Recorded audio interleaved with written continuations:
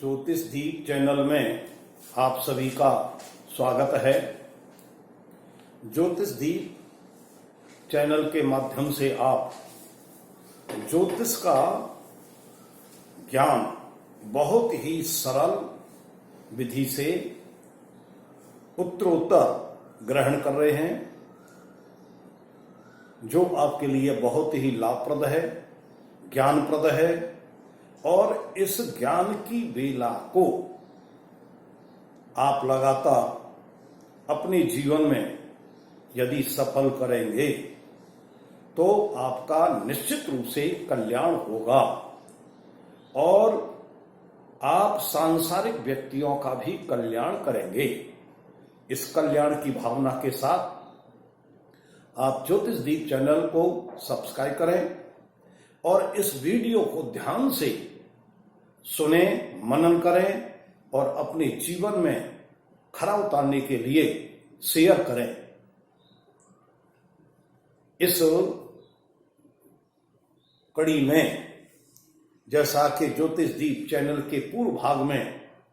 आप द्विग्रह योगों का अध्ययन मनन कर रहे थे, इस वीडियो के माध्यम से आप सूर्य चंद्रमा के त्रियोग, सूर्य चंद्रमा के साथ में कोई तीसरा ग्रह और युति करता है तो वह सूर्य चंद्र त्रियोग कहलाता है। सूर्य चंद्र त्रियोग यदि केंद्र में, त्रिकोण में, उच्च राशि में, अपनी मूल त्रिकोण राशि में शुभ ग्रहों की दृष्टि के साथ होता है तो बहुत ही शुभ फल देता है। इस योग के जातक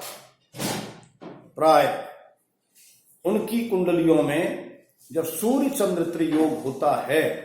तो उनकी दशा काल में ये बहुत ही अच्छा परिणाम देते हैं। इस प्रकार के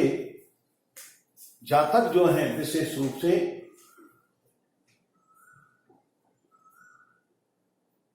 अपने जीवन काल में अर्थात इन ग्रहों के दशा काल में वे लज्जाहीन हो जाते हैं। किसी भी कार्य को करने के लिए खुले रूप से काम करने में असमर्थ होते हैं। बुजुर्गों की या बड़े व्यक्तियों की मर्यादा के अनुसार का पालन करते हुए वह लज्जित रहते हैं, जिससे समाज में, घर परिवार में अपना स्पष्ट व्यवहार दिखाई नहीं दे पाते, लेकिन कार्य अच्छे करते रहते हैं। ऐसे जातक पापाचारी होते हैं और ऐसे जातकों के ये ग्रह 6, 8, 12 में बैठ करके विशेष प्रकार से पाप का कर्म कराते हैं। ऐसे जातकों के इन ग्रहों में से मंगल, ये ग्रह, ये योग जो है सूर्य चंद्र मंगल के योग से बनता है। यदि मंगल उनकी जन्मपत्री में, कुंडली में तथा गोचर में 9th हाउस से 8th हाउस की तरफ वक्री होता है या 7th हाउस से 6th हाउस की ओर वक्री होता है या 4th हाउस से 3rd हाउस की तरफ वक्री होता है अथवा लग्न से 12th हाउस की तरफ वक्री होता है तो वह जातक को लज्जाहीन, पापाचारी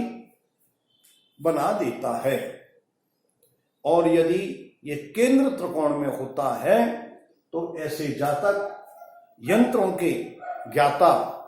यंत्रों में दक्षता प्राप्त करने वाले अर्थात इंजीनियर होते हैं,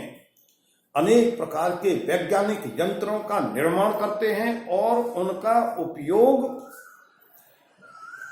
मानव जीवन में बड़ी सफलता के साथ में किया जाता है तथा ऐसे जातक शत्रुओं पर अपनी पराजय करने वाले, शत्रुओं को जीतने वाले होते हैं और वे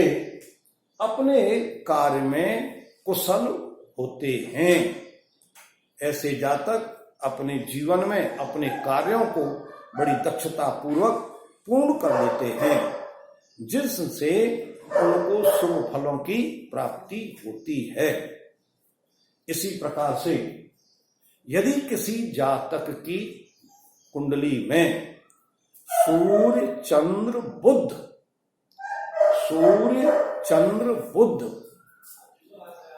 के द्वारा त्रियोग बना हुआ हो तो ऐसे जातक विशेष रूप से,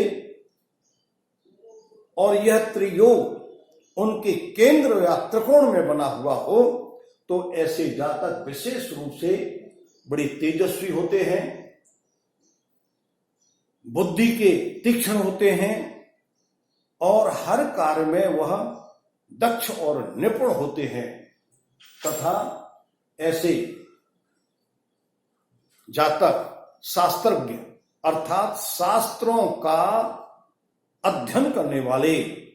शास्त्रों का अध्ययन करके शास्त्रों का ज्ञान प्राप्त करने वाले होते हैं और वे लेखन का कार्य करते हैं अर्थात लेखक होते हैं और कई प्रकार के अच्छे काम करने के फलस्वरूप वह राजा के प्रिय होते हैं अर्थात काज में उनको महत्व मिलता है, उनको प्रधानता दी जाती है, जिससे वे राज्य क्षेत्र में लाभकारी, शुभकारी और राजा के प्रिय होते हैं। ऐसे जातक बहुत ही धैर्यशाली होते हैं। अपने धैर्य के कारण से वह अपना कार्य उत्तरोत्तर करते रहते हैं और कार्य को बहुत उच्च चोटी तक ले जाते हैं और जब कार्य को बहुत ऊंची चोटी तक ले जाते हैं तो उनको बड़ी अच्छी सफलता, यश, मान, सम्मान, प्रतिष्ठा प्राप्त होती है। इसी प्रकार से यदि कोई जातक इन योगों से परिपूर्ण हो और उनके दशा काल में जब इन योगों का फल भोगता है तो वह अपने जीवन का सफल जातक कहलाता है। इनमें विशेष रूप से देखते हैं कि सूर्य चंद्रमा सदैव तेजस्वी ग्रह हैं जो सदैव संसार को प्रकाश देते हैं, लेकिन इनके साथ में जो गुरु है, गुरु भी ज्ञान देने वाला है, गुरु भी ज्ञान देने वाला है, बुद्धि प्रदान करने वाला है और बुद्धि की प्रधानता के कारण से ये बुद्ध अनेक प्रकार की दक्षता प्रदान करता है। जब ये सूर्य के बिल्कुल नजदीक अर्थात सूर्य जितनी डिग्री पर चल रहा है उतनी डिग्री का हो जाता है अर्थात इस सूर्य से पूर्ण इस साल योग बनाता है तो ये अस्त हो जाता है और अस्त होने के कारण से ये इसके शुभ फलों में कमी आ जाती है। इस प्रकार से आप इन योगों को किसी जातक की कुंडली में कंपैरेटिव देखेंगे तो आपको विशेष लाभ की प्राप्ति होगी, मान सम्मान मिलेगा और आप अपने जीवन में सफल रहेंगे। इसी के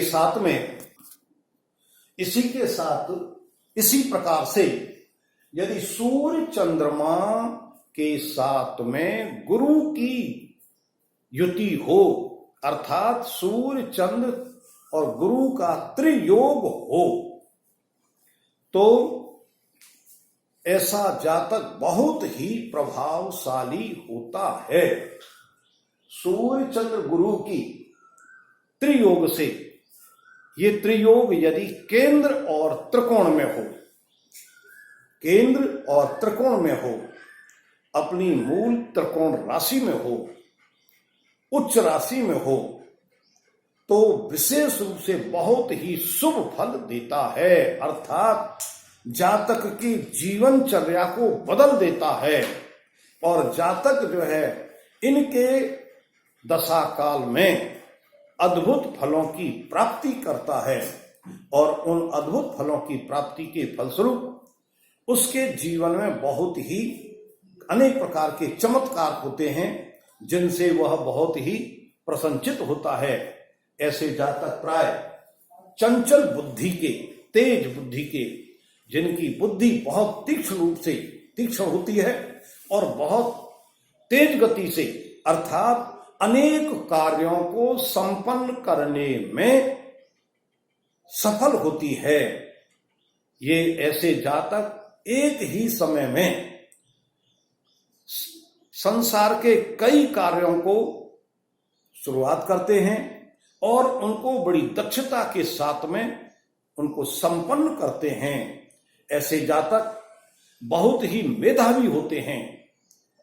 जिनको यश प्रतिष्ठा प्राप्त होती है, और ऐसे मेधावी जातक अपने जीवन काल में सामाजिक और राजकीय कार्यों को बड़ी दक्षता पूर्वक कम समय में सफलता पूर्वक करते हैं, जो उनके लिए विशेष रूप से लाभकारी होते हैं। ऐसे जातक राजकार्य के कार्यों में बड़े निपुण होते हैं। इसलिए जो जातक राजकाज में निपुण होते हैं, तो राज में स्थित जो राजा तुल्य हैं, अर्थात अधिकारी जो वर्ग है, उनसे बहुत ही प्रभावित होता है और उनकी समय समय पर विशेष रूप से सलाह लेता है,